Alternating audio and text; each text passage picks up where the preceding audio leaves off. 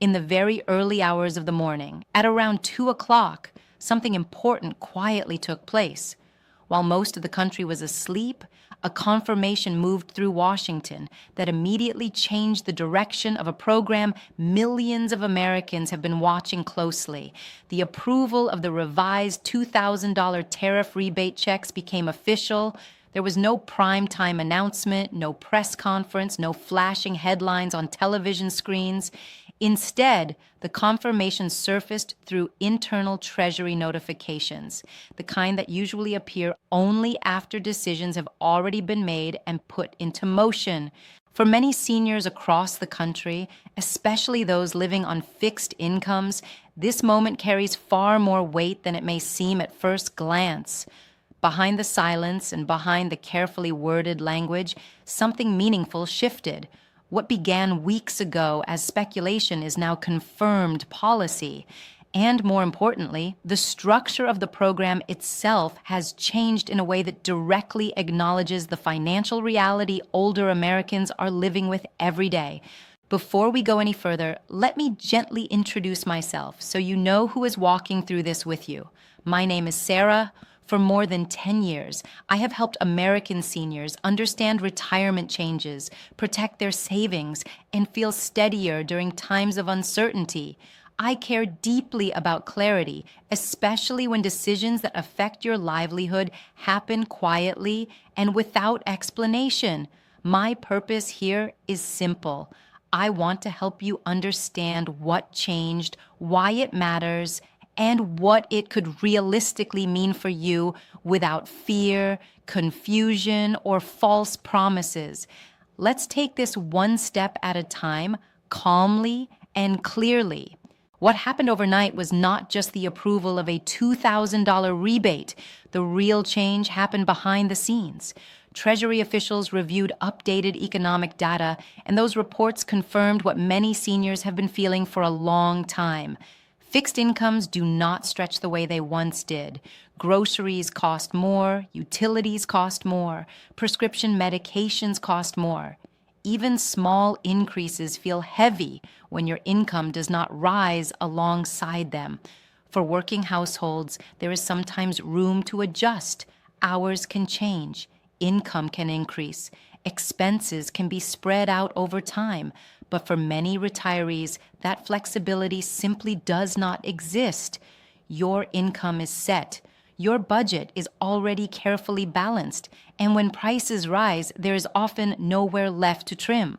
For the first time since this tariff rebate program was discussed, that reality was placed front and center. The original design focused largely on workers and middle-income households affected by tariffs. Seniors were included, but they were not prioritized. The revised internal documents released overnight reveal a quiet restructuring, one that finally recognizes how inflation has affected older Americans more sharply and more quickly than many other groups. This program is funded through revenue collected from import tariffs, not through traditional stimulus legislation. That detail matters more than most people realize. Because it is tariff-funded, it does not require a brand new vote in Congress every time adjustments are made. Once eligibility frameworks are approved, the Treasury has the legal authority to move forward. According to officials familiar with the process, the president approved a revised eligibility structure late in the evening after reviewing data that made one painful truth impossible to ignore. Seniors on fixed incomes have been hit especially hard.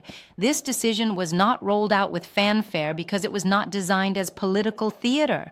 It was an administrative green light, the kind that signals a shift from discussion to execution.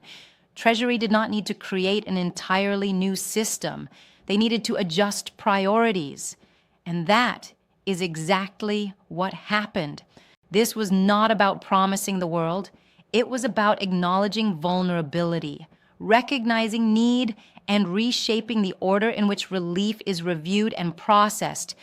For seniors living on Social Security, supplemental security income, disability benefits, or survivor benefits, that shift matters. It means your situation is no longer treated as an afterthought. It means the system is beginning to reflect the real pressures you face.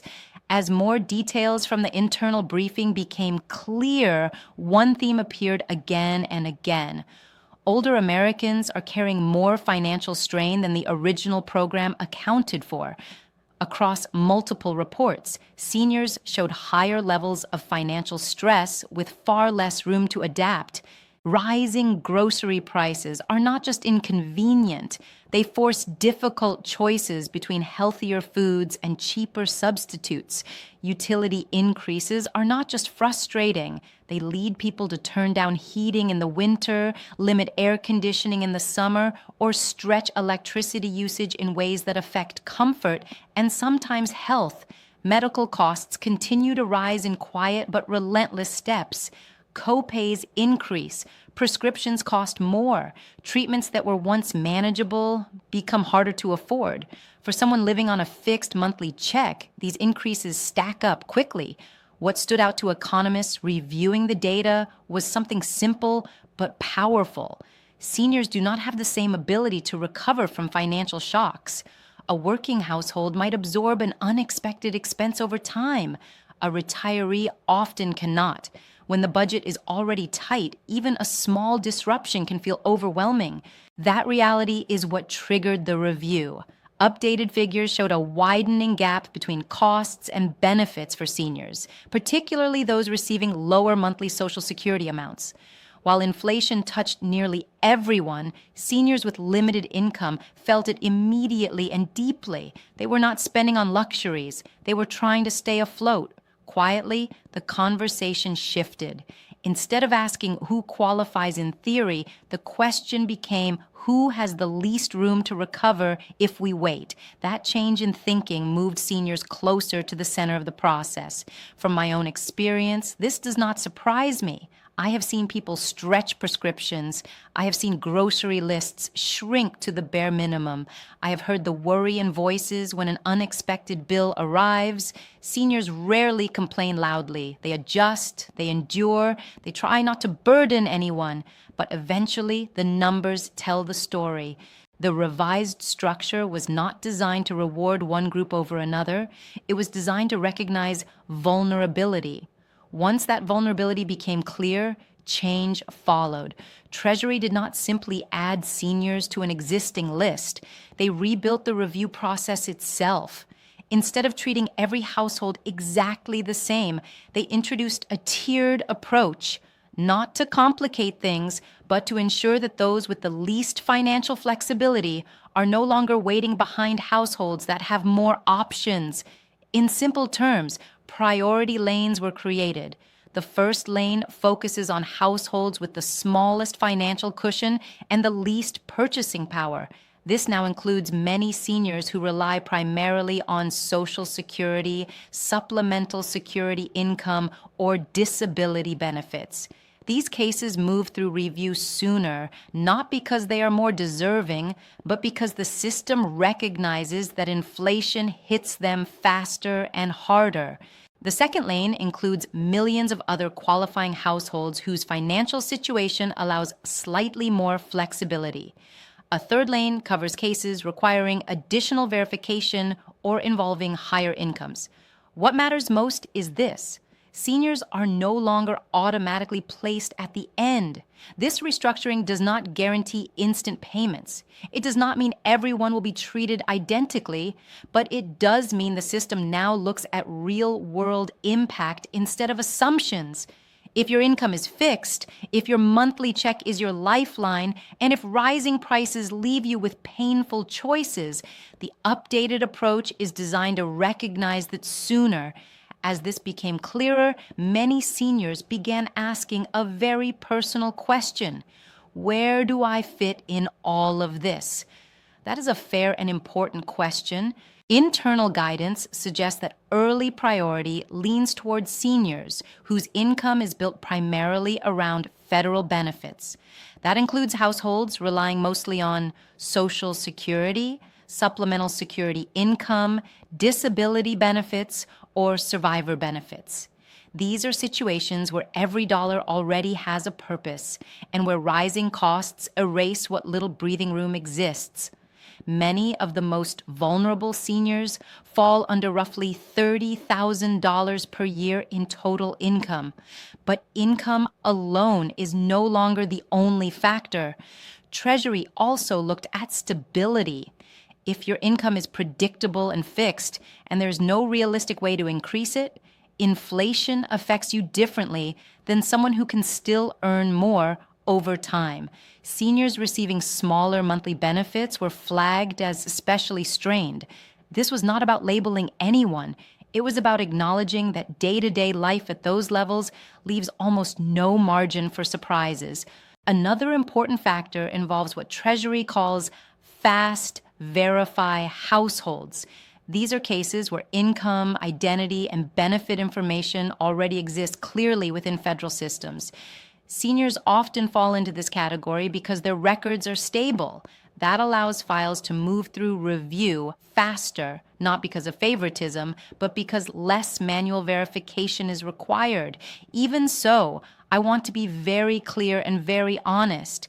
Being in a priority group does not mean instant approval. It does not guarantee dates. It does not mean everyone will move at the same pace. What it does mean is that the system is designed to see your financial reality and respond with care. A natural question follows. Do you need to do anything to receive this rebate? For most seniors, the answer is no. The program relies heavily on information the government already has. Eligibility reviews are being handled through existing IRS and Social Security systems. There is no separate application and no race to sign up. There are, however, situations where confirmation may be requested. If you have moved recently, changed banks, or have mismatched records, you may see a notice asking you to update information. Those requests appear only through official government portals. They do not come through random calls, emails, or texts. If you use an IRS online account or the My Social Security portal, those are the appropriate places to check occasionally. Responding through those systems helps prevent delays, and this is important to hear clearly.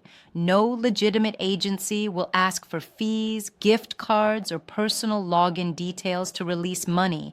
Pressure and urgency are signs of scams. The real process does not work that way. Another question I hear often is about timing. When will the money arrive? The approval that came through overnight was permission to move forward, not an instant release of funds. There are steps involved. Eligibility models finish running, records are matched, payment methods are verified. Only then do payments begin. For seniors in priority lanes, movement may happen sooner, but that movement often appears first as updates or confirmations, not immediate deposits. Some people may see progress weeks before others. That does not mean anyone is forgotten. It reflects how records are processed. A small mismatch can pause a file temporarily. That does not mean denial. It means the system is checking for accuracy.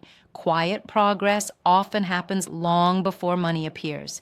Another concern many seniors have is whether receiving this rebate could affect their benefits. This is important. The $2,000 rebate is not treated as wages or earned income. It is classified as a tariff-funded rebate. That places it outside the normal formulas used to calculate Social Security benefits. Receiving it should not reduce your monthly Social Security payment. It should not interfere with cost of living adjustments. It is not designed to trigger reviews. For seniors receiving supplemental security income, guidance indicates the rebate itself is not counted as regular income. However, Practical advice has been to use the funds thoughtfully for essentials rather than letting them sit unused for long periods. The purpose of this program is relief, not complication. It is not meant to create stress. So, what should you do right now? The most helpful step is simply making sure your information is current. Check your address and direct deposit details through official portals when you are able. Small errors cause many delays. Second, stay aware without becoming anxious.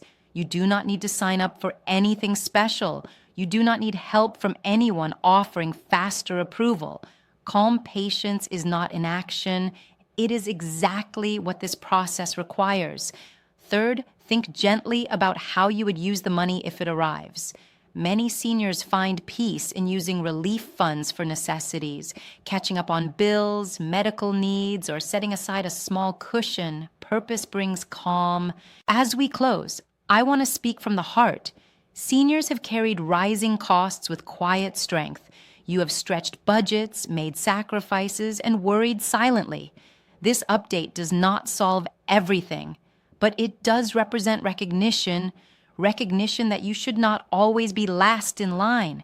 You deserve dignity, you deserve stability, and you deserve clear information. If this explanation helped you feel steadier and more informed, then it has done what it was meant to do. I will continue to walk beside you calmly and clearly as updates unfold. Take things one step at a time and take good care of yourself.